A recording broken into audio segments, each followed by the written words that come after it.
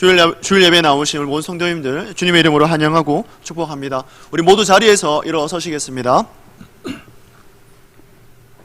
우리 오늘은 이렇게 인사했으면 좋겠습니다. 축복합니다. 사랑합니다. 우리 옆 사람을 보시고 그렇게 인사하겠습니다. 사랑합니다. 축복합니다. 네. 감사합니다. 2020년 교회에게 주신 우리 표를 2번 연속 제창하도록 하겠습니다. 제가 먼저 선창하겠습니다. 아비들은 꿈을 꾸고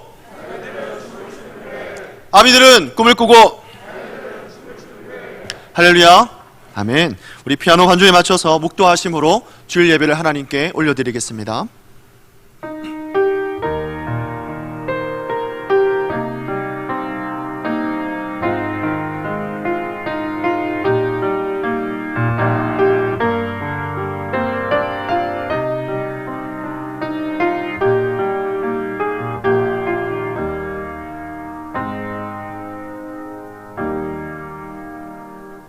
사랑이 많으신 하나님, 하나님은 영이시니 예배하는 자가 영과 진리로 예배할지니라. 아멘. 사랑이 많으신 하나님, 감사와 찬양을 올려드립니다. 한 주간의 삶 가운데서도 우리를 지켜주시고 또한 예배 자리로 나오게 하심 또한 감사드립니다. 오늘 우리가 드리는 이 예배를 삼위 하나님께서 홀로 영광 받아 주시옵소서. 감사와 찬양을 올려드리며 예수 그리스도의 이름으로 기도드리옵나이다. 아멘. 우리 찬송가는 1장입니다. 찬송가 1장으로 찬양 드리겠습니다.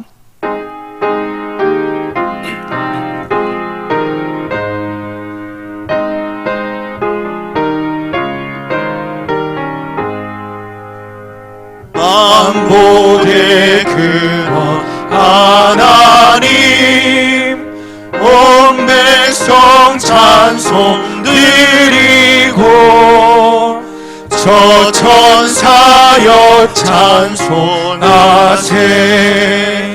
찬송 성부 성자 성령. 아멘.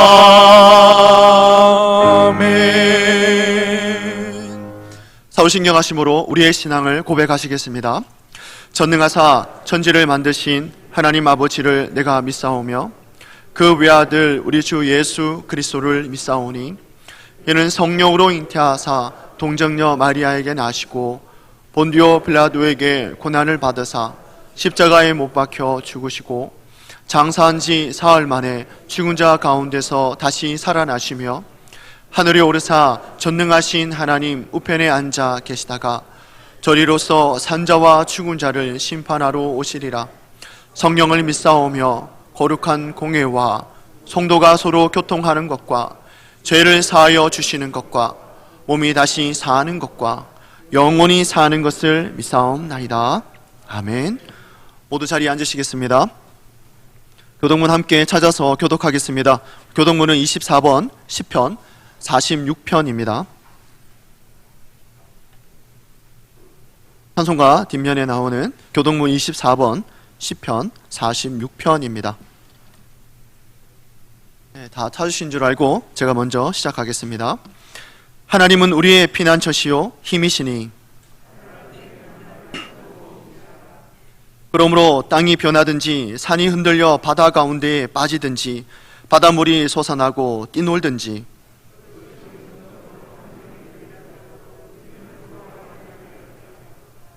한 시내가 있어 나뉘어 흘러 하나님의 성 곧 지존하신 이의 성소를 기쁘게 하도다.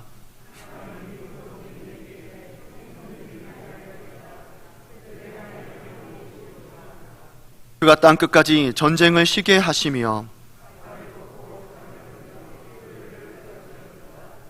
이르시기를 너희는 가만히 있어 내가 하나님 됨을 알지어다.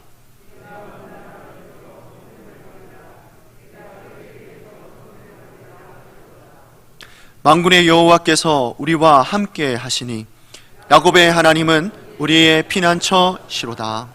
아멘. 우리 찬송가 310장으로 찬양드리겠습니다. 찬송가 310장입니다.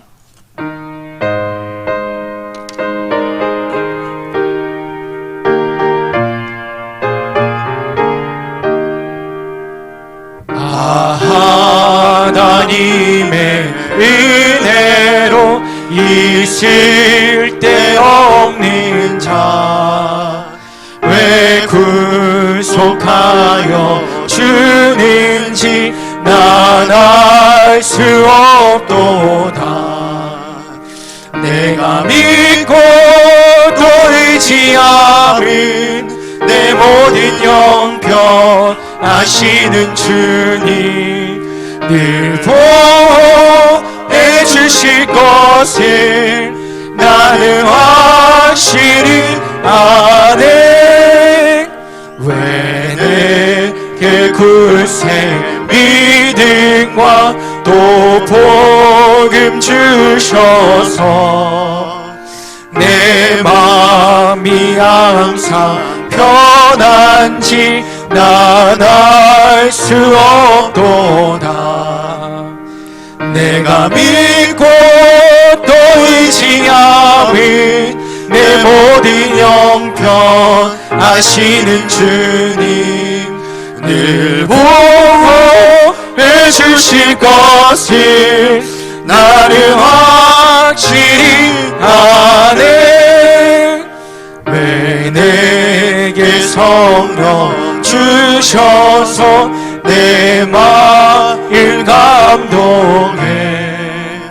주 예수 믿게 하는지 난 알 수 없도다.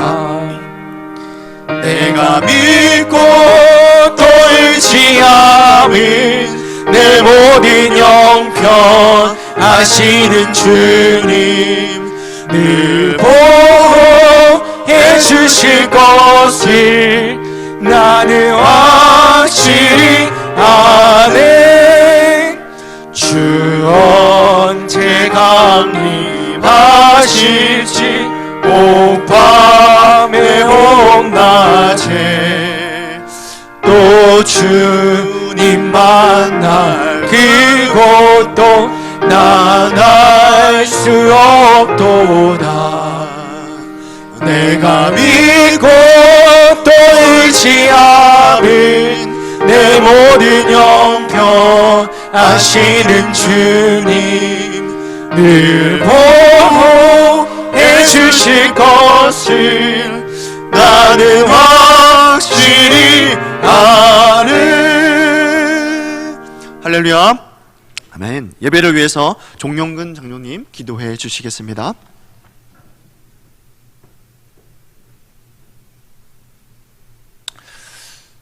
주님, 사랑과 은혜에 감사를 드립니다.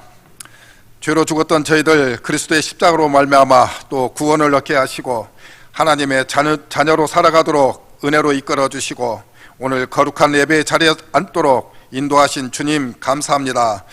코로나19로 인해 지난 시간도 모두가 어려움을 겪고 있지만 그래도 하나님의 은혜로 어려운 환경 속에서도 믿음으로 승리하며 살도록 인도하신 주님 감사드립니다.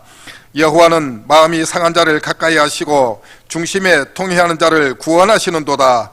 우리의 형편과 처지를 아시는 주님, 우리 성도들의 기도를 들으시고 늘 응답이 있는 삶이 되도록 은혜를 입혀 주시옵소서.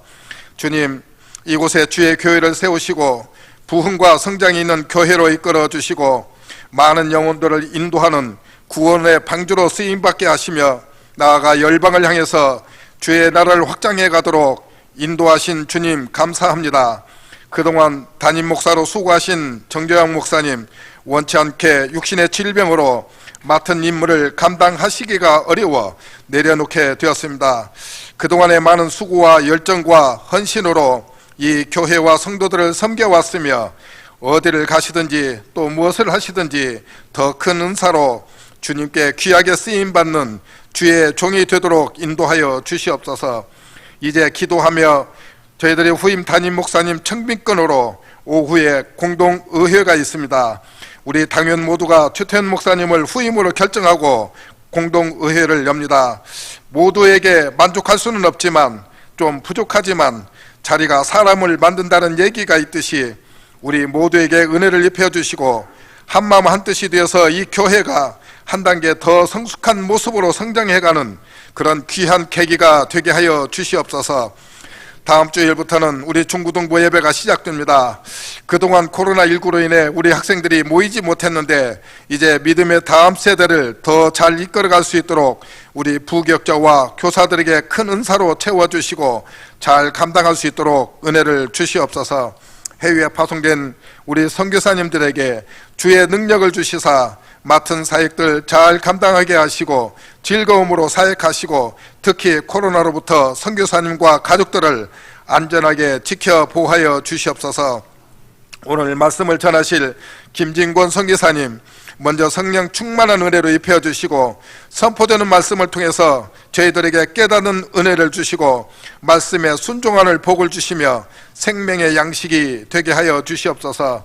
우리 성도들의 직장 사업장을 지켜 주시옵소서. 코로나19로 인해 많은 어려움들을 지혜롭게 이겨나가게 하시고 하나님의 영광을 드러내는 그런 귀한 사업장과 직장이 되게 하여 주시옵소서.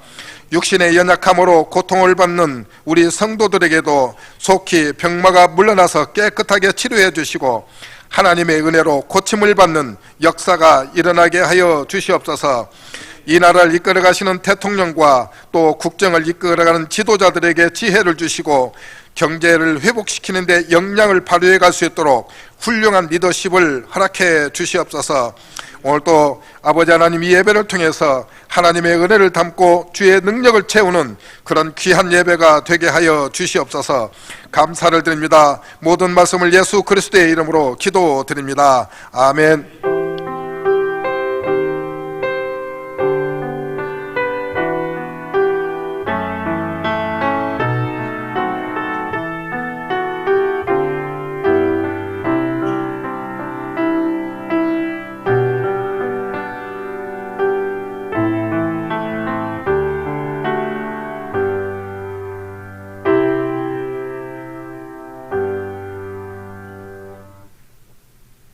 교회 소식입니다.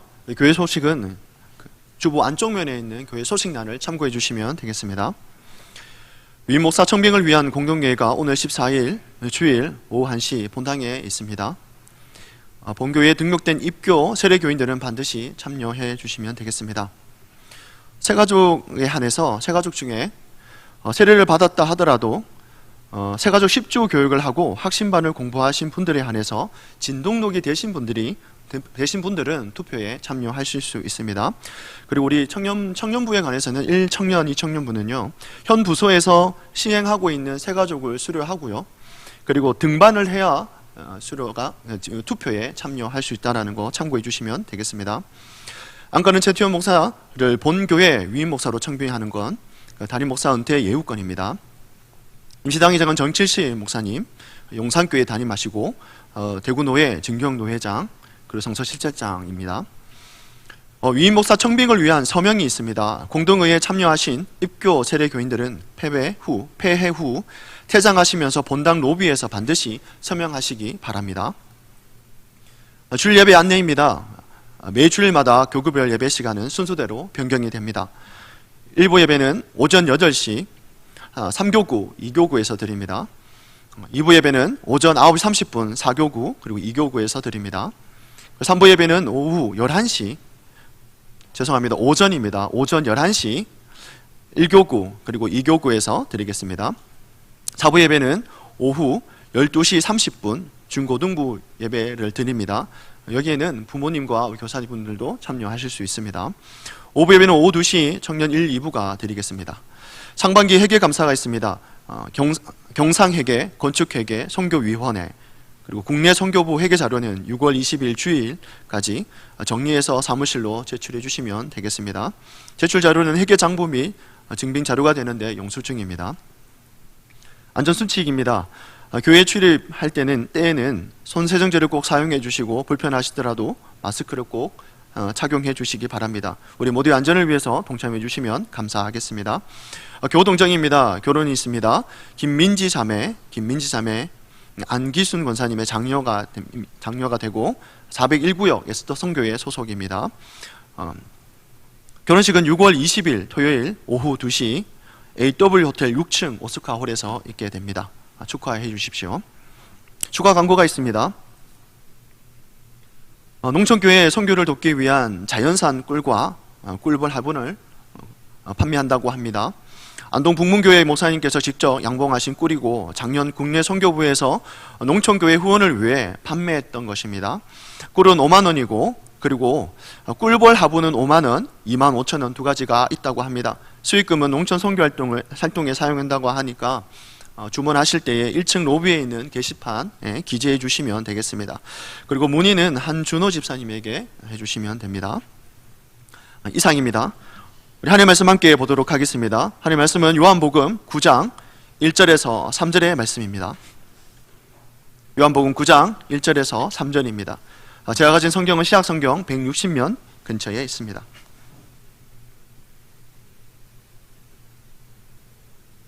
다 찾으신 줄 알고 우리 함께 합독하시겠습니다. 시작하시겠습니다. 예수께서 길을 가실 때에 날 때부터 맹인된 사람을 보신지라. 제자들이 물어 이르되 라삐여, 이 사람의 맹인으로 난 것이 누구의 죄로 인함이니이까?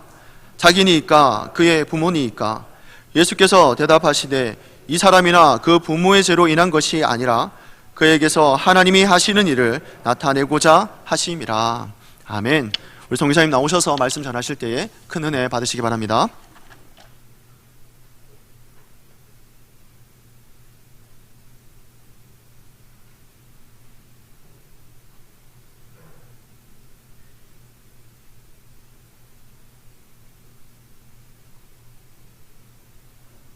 할렐루야. 네, 잘 오셨습니다. 예배 자리에 함께하게 돼서 너무 기쁘고요. 이 시간에 또 우리가 하나님 말씀을 듣고 그 말씀 앞에 순종하는 복을 누리기를 원합니다. 잠시 기도하겠습니다. 하나님 고맙습니다. 우리를 사랑하시되 끝까지 사랑하시는 그 사랑 때문에 오늘도 우리가 예배의 자리를 지키고 하나님의 은혜를 사모하며 하나님의 전에 나왔습니다. 복된 발걸음을 축복해 주시되 위로부터 주시는 신령한 은혜가 우리의 심령 가운데 충만히 채워져서 또 이 땅을, 이 험난한 세상을 살아가는데 능력이 되고 힘이 되고 소망이 될 수 있도록 이 시간 우리 가운데 말씀하여 주옵소서. 저희들이 듣겠습니다. 감사합니다. 예수님의 이름으로 기도드립니다. 아멘. 현재 전 세계적으로 확산되고 있는 이 코로나19 사태로 인해서 면역력에 관한 관심이 높아지고 있는 것 같습니다. 면역력이 강한 사람은 코로나19 감염 위험이 현저히 낮고 또 한 번 감염된 후에도 항체등 면역이 생기기 때문에 약한 사람보다 바이러스가 재침입해도 충분히 방어할 수 있다고 합니다. 아마도 그래서 성도님들 중에서 면역력에 좋은 음식이나 이런 좋은 약들을 드시고 계신 분이 많이 계실 겁니다. 저도 최근에 아는 목사님을 통해서 해죽순 꽃차를 선물 받아서 잘 먹고 있습니다. 홍삼보다 75배 면역력이 좋다고 합니다. 그래서 우리가 이렇게 건강에 대한 관심을 가지고 또 건강을 지키기 위해서 좋은 음식을 먹고 또 좋은 약을 먹기도 합니다. 그런데 암 전문의 김의신 박사님의 말에 의하면 면역력에 좋은 음식을 섭취할 때보다 예배 때 하나님을 찬양하는 그 찬양할 때가 이 면역력 수치가 굉장히 더 높이 나타난다고 합니다. 특별히 찬양대를 샘플로 해서 조사해 보니까 평상시 다른 사람들보다 이 찬양하는 찬양대원들의 면역력 수치가 200배에서 심지어 1000배나 더 많게 나타난다고 합니다. 그러니까 하나님을 예배하고 찬양할 때 가장 강력한 면역력이 주어진다는 사실을 우리가 알 수가 있습니다. 오늘 예배에 참석하신 우리 성도님들 면역력 많이 높여가시기를 축복합니다. 그런데 아무리 면역력이 높고 건강하다 하더라도 우리의 삶 가운데 이것이 없으면 아무 소용이 없습니다. 그것은 바로 하나님의 은혜입니다. 하나님 은혜가 아니면 그 어떤 인생도 하나님 앞에 설 수 없고 살아갈 수도 없기 때문입니다. 그래서 우리는 매 순간 하나님의 은혜를 구해야 합니다. 은혜란 인간에 대한 하나님의 자발적이고도 제한받는 일 없는 사랑이라고, 사랑의 선물이라고 정의합니다. 하나님의 은혜는 예수 그리스도의 그 십자가와 부활을 통해서 보여주신 하나님의 화해의 역사입니다. 죄인을 어렵다 하시고 용납할 수 없는 자를 용납해 주시는 하나님의 사랑 그 자체를 우리는 하나님의 은혜라고 고백합니다. 하나님은 은혜 베풀 자에게 은혜를 베풀고 긍휼히 여길 자에게 긍휼을 베푸시는 분이라고 출애굽기 33장 19절에서 말씀하고 있습니다. 그리고 민수기 6장 22절로 26절 말씀에 제사장의 기도가 나옵니다. 축복 기도가 나옵니다. 하나님께서 아론과 그 아들들에게 말씀하시기를 너희는 이스라엘 자손을 위해서 이렇게 축복하라. 여호와는 네게 복을 주시고 너를 지키시기를 원하며 여호와는 그의 얼굴을 네게 비추사 은혜 베푸시기를 원하며 여호와는 그 얼굴을 네게로 향하여 드사 평강 주시기를 원하노라. 제사장들을 통해서 여호와는 언제나 그 백성들에게 은혜 베푸시기를 원하시는 줄 믿습니다.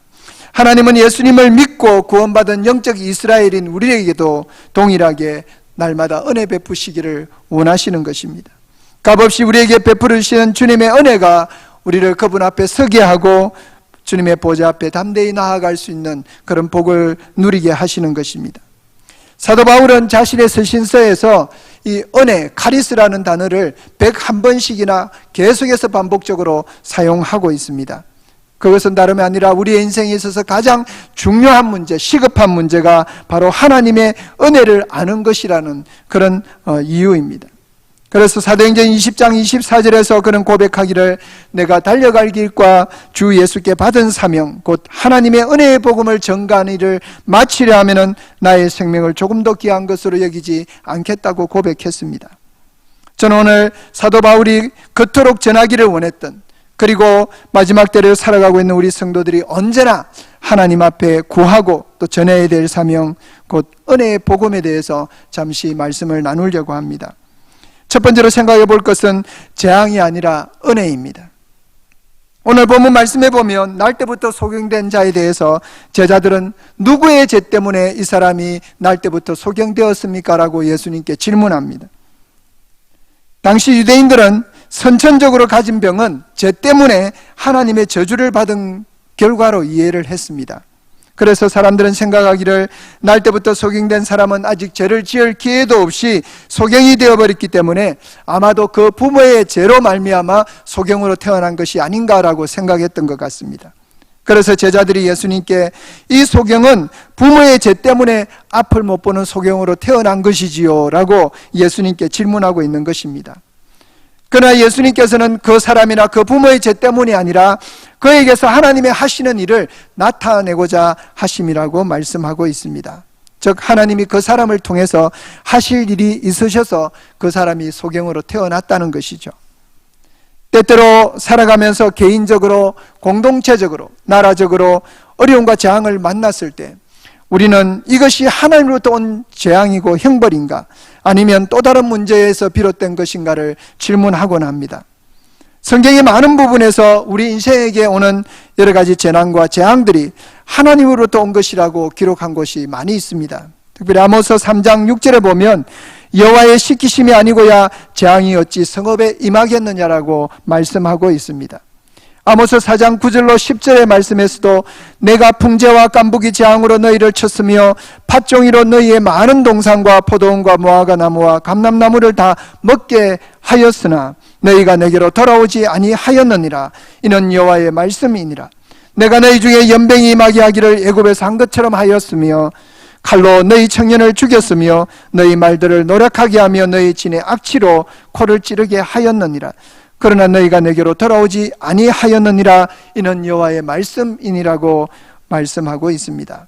아모스 선지자의 고백대로 보면 풍제도 깐부기도 충해도 역병도 전쟁도 모두 백성의 죄악을 징계하기 위한 하나님의 형벌이라는 것입니다.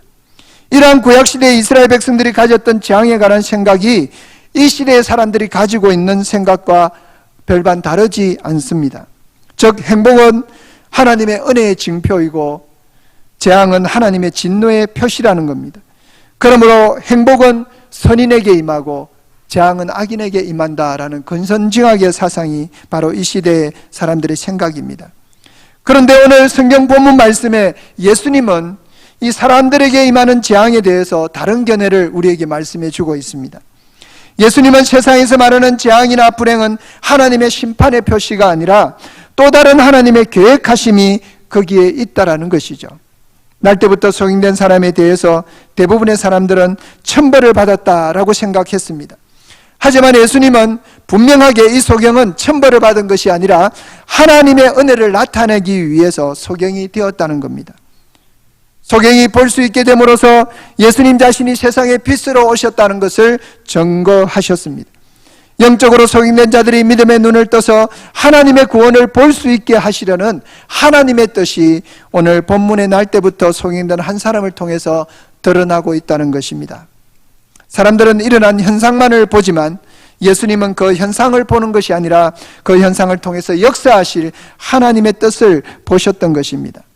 요한복음 11장에서도 나사로의 죽음을 소개하면서 예수님은 나사로의 죽음을 죽음으로 보지 않으셨습니다.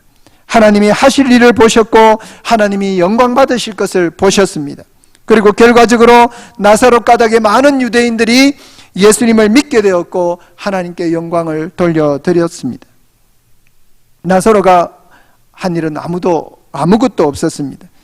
병이 들었고 그 병 때문에 죽음을 맞이했습니다.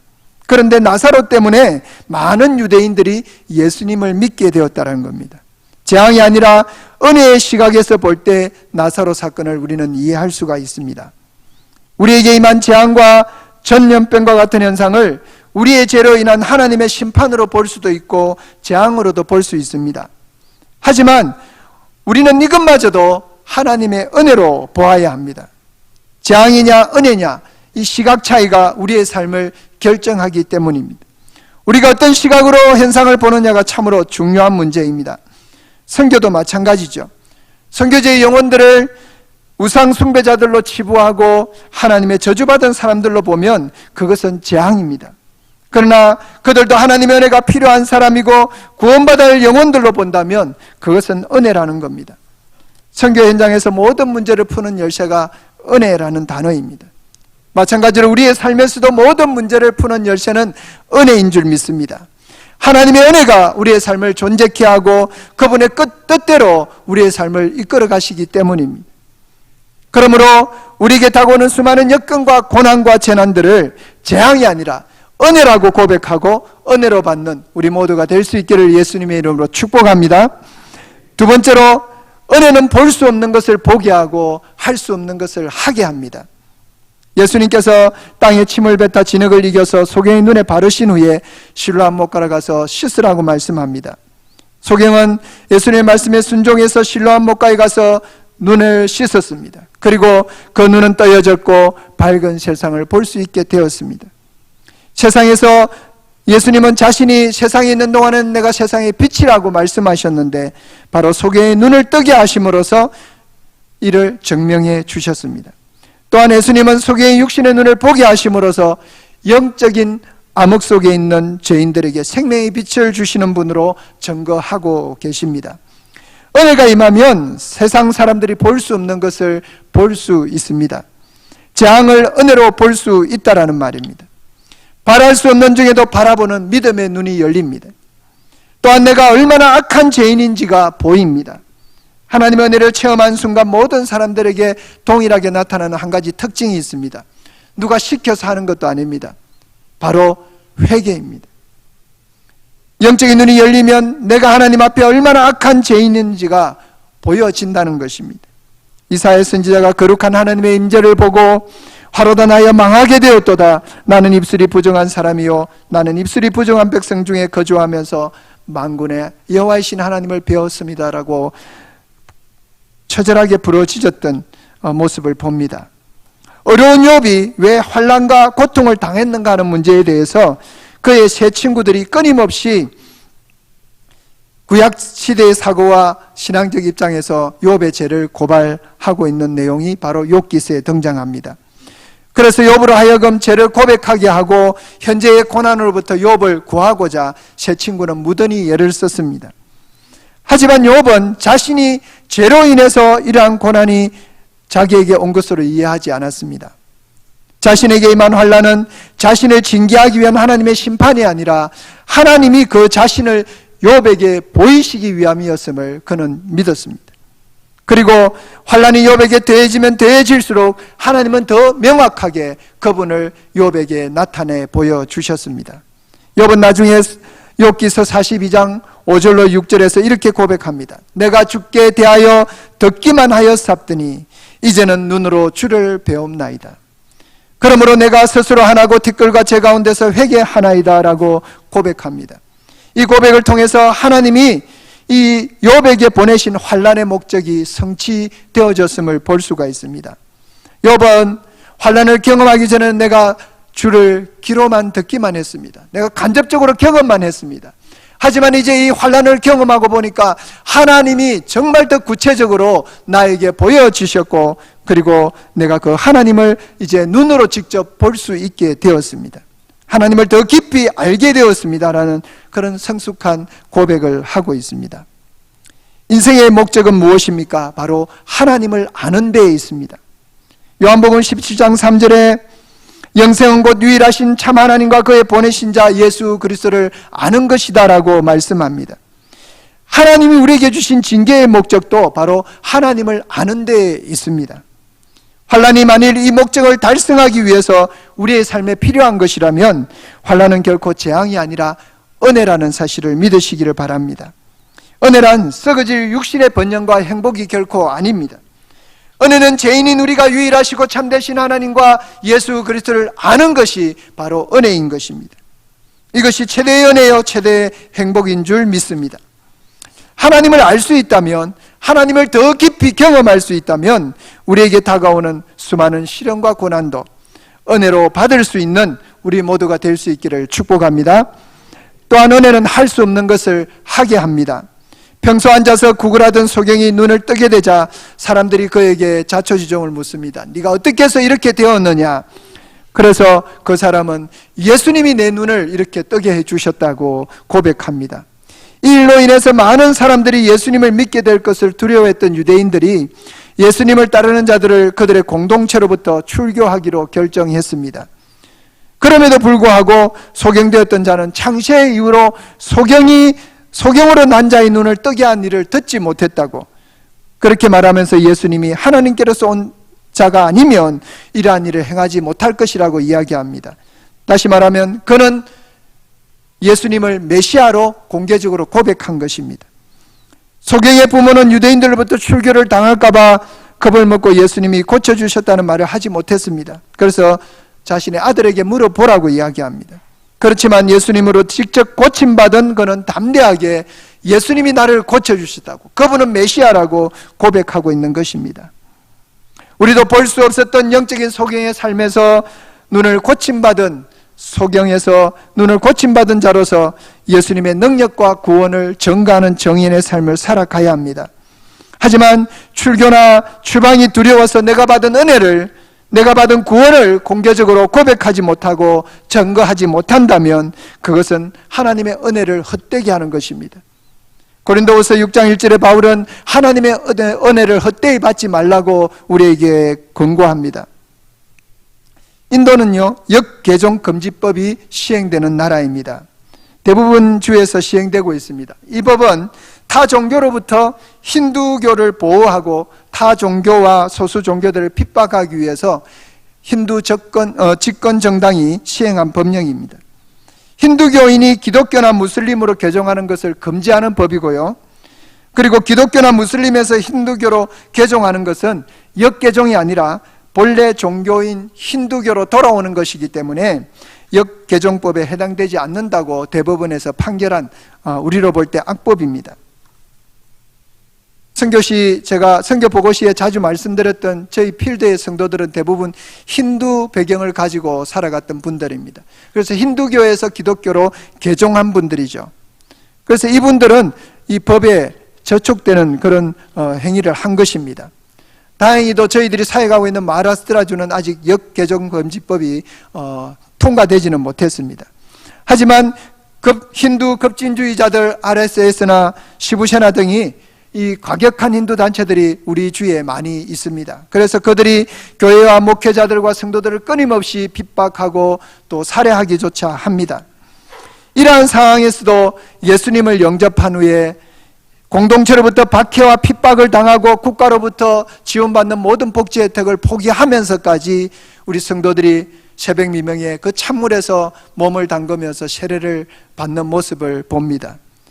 그렇게 세례를 받으면서 공동체로부터 핍박과 고통을 경험하면서 자신의 신앙을 공개적으로 보여주는 그런 성도들의 모습을 보면서 그들이 진짜 하나님의 은혜를 받았구나, 하나님의 은혜를 아는 자들이구나 사실을 보게 되었습니다. 영적으로 소경되었던 우리가 예수 그리스도의 십자가의 은혜로 구원받았던 사실을 담대하게 공개적으로 증거하는 은혜의 간증자들이 될 수 있기를 예수님의 이름으로 축복합니다. 마지막으로 한 가지 생각해 보겠습니다. 은혜는 또 다른 은혜를 생산합니다. 우리가 우리 앞에 있는 어려운 상황들을 직시하면서 이것이 재앙이 아니라 은혜의 시각에서 그것들을 바라볼 때에 그곳은 또 다른 은혜의 역사가 일어난다는 것이죠. 지금 코로나 사태를 경험하면서 동일하게 이런 질문을 할 수가 있습니다. 코로나 사태가 누구의 죄로 인함이니까? 불신자들과 불신 정부의 죄 때문입니까? 아니면 하나님의 교회와 성도들의 죄 때문입니까? 분명한 것은요, 코로나 사태를 통해서 하나님이 우리 인생들에게 그분의 은혜를 나타내시고자 한다는 것입니다. 재앙을 보면서 징계가 아닌 또 다른 은혜를 우리는 볼 수 있어야 합니다. 너희를 향한 나의 생각을 내가 아나니 재앙이 아니요 생명과 평안이라고 예레미야서 29장 11절에서 말씀합니다. 재앙은 징계가 아닙니다. 천벌도 아닙니다. 하나님의 진노의 표현도 아닙니다. 그 반대입니다. 재앙과 징계는 하나님의 은혜를 나타내기 위한 기회인 줄 믿습니다. 그러므로 만일 사람이 재앙을 재앙으로 받지 않고 하나님이 이 환난과 재앙을 주신 뜻을 바르게 이해하고 받는다면 그것은 불행이 아니라 모든 것이 은혜라는 겁니다. 그리고 그 은혜는 또 다른 은혜의 역사를 경험하게 하는 겁니다. 인도는 현재 코로나19로 인해서 굉장히 심각한 상황이 되었습니다. 미국과 브라질과 러시아를 이어서 네 번째로 확진자가 많은 나라가 되었습니다. 우리나라가 특별히 대구가 코로나 사태로 고통 중에 있을 때 우리 인도의 믿음의 형제 자매들이 정말 간절히 우리 한국과 대구를 위해서 기도했었습니다. 그런데 지금은 인도가 특별히 저희들이 사역하고 있는 마하라스트라주가 한국의 대구처럼 굉장히 코로나 사태가 심각합니다. 하루 8천여 명의 확진자 중에서 이 마하라스트라주에 5,000명 이상이 나오고 있습니다. 이제는 우리가 인도를 위해서 그리고 마하라스트라주를 위해서 기도할 때입니다. 이제 코로나 사태가 시작되고 함께 동역하고 있는 뭄바이하고 푸네 지역을 중심으로 이 코로나가 심각하게 확산될 때 우리 뭄바이 교구의 감독인 바톨레 감독님과 우리 교회들이 그 사항들을 주변에 알리고 기도를 요청하고 그리고 가장 긴급한 식량 지원을 요청했습니다. 인도의 리더십들이 앞장서서 교회 펀드를 만들고 모여진 구제헌금을 비상식량을 구입해서 봉지 꾸러미를 만들었습니다. 그리고 코로나19 사태로 양식이 없어서 굶고 있는 이웃들에게 비상식량 꾸러미를 나누기 시작했습니다. 지금도 그 사역을 계속하고 있습니다. 우리 교회 다비다 선교회도 이 일에 동참해 주셨고 또 어떤 분은 금식하고 모아둔 헌금을 이 필요한 곳에 사용해 달라고 보내주시기도 했습니다. 그렇게 지금 자신이 받은 그 은혜와 사랑을 계속해서 지금 힘든 상황 속에 있는 이웃들에게 나누고 있습니다. 모두 전염병이 무서워서 집 밖으로 나오지 못하는 상황에서도 우리 전도자들과 목회자들이 정부의 통행 허가를 받아서 마스크를 끼고 하나님으로부터 받은 은혜를 이웃들에게 나누어 주었습니다. 수많은 힌두 봉사단체도 있고 NGO 단체도 인도에 많이 있습니다. 그런데 모두 감염이 두려워서 움직이지 않았습니다. 그럴 때 우리 그리스도인들이 움직였습니다. 하나님의 교회가 움직이면서 필요한 사람들에게 도움을 주었습니다. 그럴 때 이 도움을 받은 분들이요, 많은 분들이 지금 교회로 출석하고 있다는 소식을 들었습니다. 할렐루야. 정말 하나님의 은혜가 우리를 통해서 흘러가면 또 다른 은혜가 일어나게 된다는 사실을 볼 수가 있습니다. 말씀을 마무리할까 합니다.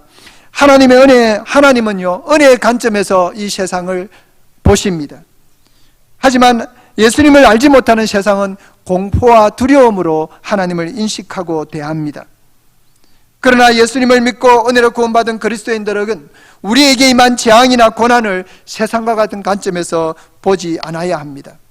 그리스도인들에게는 세상이 말하는 천벌이라든가 형벌 같은 그런 심판의 개념은 없습니다. 모두가 모든 것이 은혜인 것입니다. 기근도 풍년도 성공도 실패도 건강도 질병도 사고도 모두 은혜라는 것입니다. 바울이 말한 대로 우리가 알거니와 하나님을 사랑하는 자 곧 그 뜻대로 부르심을 입은 모든 자들에게는 합력하여 선을 이루시기 때문에 우리는 이 모든 것들을 통해서 하나님이 은혜로 일하실 것을 믿고 또 그 은혜를 구하는 것입니다. 하나님이 형벌이나 심판을 말할 때 그것은 실패나 질병이나 고난이 아니라 불신입니다. 예수 그리스도를 모르고 하나님도 모르고 성경도 모르는 그런 불신이 바로 진짜 재앙이고 형벌이라는 사실입니다. 우리가 선교하는 이유, 우리가 복음을 전하는 이유는 바로 여기에 있습니다. 하나님의 은혜를 모르고 하나님의 재앙과 형벌을 그대로 받아야 하는 그런 세상 사람들에게 재앙과 형벌이 아니라 생명과 평안 주시기를 원하시는 이 하나님의 은혜의 복음을 전가하는 것이 바로 우리의 사명입니다. 그것이 바로 그리스도인들이 이 세상에 존재하는 이유고 우리가 살아가야 할 이유입니다. 그래서 바울은 너희가 그리스도의 편지다, 그리스도의 향기다라고 우리에게 이야기했습니다. 우리가 하나님의 은혜를 받는 것으로 끝나지 않고 삶 속에서 하나님의 은혜를 드러내 보임으로써 은혜가 흘러갈 수 있도록 해야 합니다. 어느 한 선교사님이 선교하는 이유에 대해서 이렇게 고백했습니다. 제가 선교하려는 이유는 선교제의 영혼들을 사랑해야 되기 때문이 아닙니다. 그들이 불쌍하기 때문도 아닙니다. 선교하려는 이유는 제가 받은 은혜가 너무 크기 때문입니다. 구원받고 용서받고 하나님 주신 은혜가 너무 커서 그분에게 조금이나마 보답하려는 것입니다. 그렇습니다. 시편 116편 12절에 시편 기자의 고백이 생각납니다. 내게 주신 모든 은혜를 내가 여호와께 무엇으로 보답할꼬? 은혜를 받은 사람은 은혜에 보답할 줄 알아야 합니다. 이 은혜의 복음을 아무 값없이 은혜로 받았으니 이제는 받은 바 은혜를 흘려보내고 값없이 이 은혜를 나누며 살아가는 우리 모든 은혜의 증인들이 우리 성도님들이 될 수 있기를 예수님의 이름으로 간절히 축원합니다. 함께 기도하겠습니다. 우리 잠시 한 1분 동안 함께 통성으로 기도했으면 좋겠습니다. 참 우리가 얼마나 큰 은혜를 받았습니까? 우리가 보지 못하고 듣지 못하고 알지 못했던 그 하나님의 구원의 역사를 하나님의 은혜로 알게 되었고 보게 되었고 받게 되었습니다. 하지만 아직도 하나님의 그 은혜를 받지 못해서 우리에게 임하는 수많은 재난과 고통과 그 재앙들을 재앙 그대로 형벌 그대로 받고 있는 수많은 영혼들 바라보면서 그것이 재앙이 아니라 하나님의 은혜라고 우리가 선포하며 그들에게 우리가 받은 그 은혜를 흘려보내는 그런 은혜의 축복의 통로가 되게 해달라고 이 시간 우리 받은 은혜 기억하면서 또 그 사랑을 그 은혜를 흘려보내기를 원하는 간절한 마음으로 주여 한번 부르고 같이 기도하겠습니다. 주여! 살아계신 하나님 감사합니다. 하나님 우리에게 베푸신 그 은혜가 얼마나 크고 놀라운지 아버지 하나님이 다시 한번 깨닫게 됨을 감사를 드립니다. 아버지 하나님 우리는 볼 수 없는 것을 보고 아버지 할 수 없는 것을 하고 또 아버지 하나님이여 받은 바 은혜를 나눌 때에 그곳에 또 놀라운 아버지 하나님의 역사가 일어나고 있음을 또 보게 됨을 감사를 드립니다. 하나님 참으로 우리가 얼마나 추악한 죄인지를 또 보게 하심을 감사합니다. 아버지 우리 눈을 열어 보게 하셨사오니 우리 아버지 믿음의 입술을 열어 주를 고백하며 주의 은혜를 구하는 자로 그 받은 은혜를 흘려보내는 자로 계속해서 이 땅을 섬기며 살아갈 수 있도록 그래서 아버지는 우리 성서중보교회를 통해서 아버지 계속해서 이 은혜의 복음이 흘러가고 아버지 하나님의 수많은 영혼들이 하나님의 은혜의 자리에 나오는 구원의 역사를 보게 하시고 열방이 그 은혜를 맛볼 수 있도록 우리 모든 선교지가 그 은혜를 맛볼 수 있도록 주님 축복하여 주시고 우리 모든 성도들의 가정과 삶의 자리와 세울까 일터에 하나님의 은혜가 늘 아버지의 강같이 흘러갈 수 있도록 축복하여 주옵소서. 모든 것 감사하고 우리 구주 예수님의 이름으로 간절히 기도드립니다. 아멘.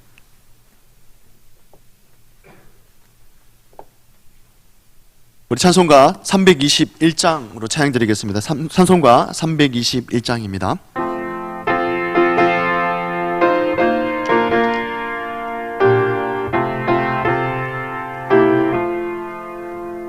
날개 계속하신 예수께 내 생명 모두 드리니 늦은 시라 깨하소서 내 구주 예수여 나 구주 위에 살리라 내 기쁨 한량 없으니 내 갈 길이 도와소서 내 구주 예수여 날 구원하신 예수를 일평생을 지하오니 날 영접하여 주소서 내 구주 예수여 나 구주 위에 살리라 내 기쁨 한량 없으니 내 갈 길이 도와소서 내 구주 모두 자리에서 일어서시겠습니다. 주 십자가에 달리사 날 자유하게 했으니 내 몸과 마음을 주 위에 다쓰게 하소서 나 구주 위에 살리라 내 기쁨 한량 없으니 내 갈 길이 도와소서 내 구주 예수여